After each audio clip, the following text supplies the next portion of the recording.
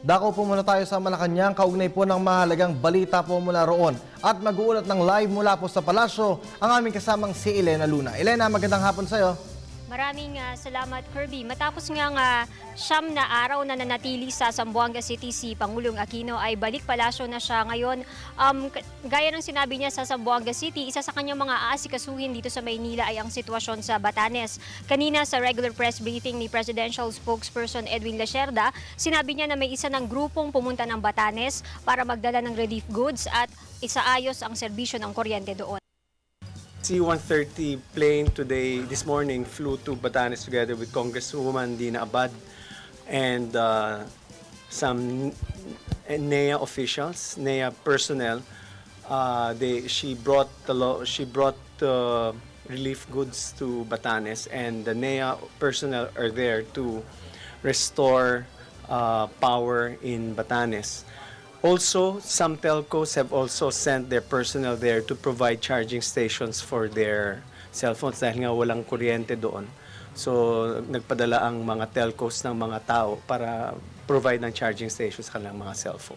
Wala pa pong assessment ngayon kasi ngayon lang po nakalabas yung mga tao. So, there will be a major damage was to crops according to Secretary Butchabad. So, but there will be an assessment today.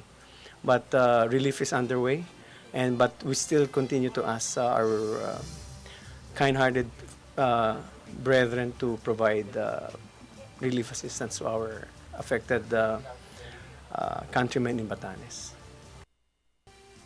Kaugnay naman ng hostage-taking na napabalita sa North Cotabato, sinabi ni Secretary Lacerda, tinayak niya na may sapat na resources ang pamahalaan para magkahiwalay na tugunan ang sitwasyon sa North Cotabato at sa Zamboanga City.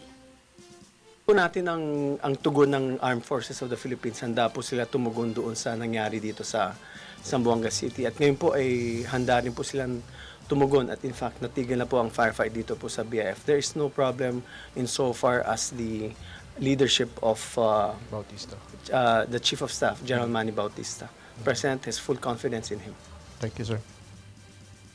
Sa press con din kanina ay hinamon ni Secretary Lacerda si dating Senador Francisco Tatad.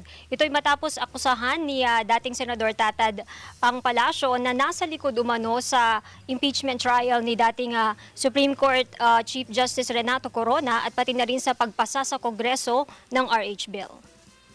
If he has any documents to prove that, then show it. He just keeps on giving us innuendos. I mean, we're a very transparent nation. Yeah, by the way, he has not even identified the sources of his lunch with Napoles. You know, I'm still waiting for it.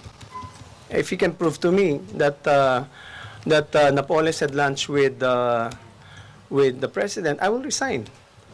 Simple as that. Sir, can we also get your reaction, even if it's for this afternoon pa? Dun sa Wait, let me also say that if he doesn't prove his claim, then he should stop. He should apologize to us. I mean, we're giving too much. We're giving too much news already. It's all news. It's all not true, obviously. Sa schedule, Kirby, ngayong araw ni Pangulong Aquino ay may tatlo siyang meeting at mamaya nga 2:00 ng hapon ang kanyang meeting kasama si Executive Secretary Paquito Ochoa Jr. at mga kinatawan ng DOTC. At yan ang ating balita mula dito sa Malacanang. Sa tulong ng RTVM, ako si Elena Luna para sa Telebisyon ng Bayan. Maraming salamat sa iyo, Elena.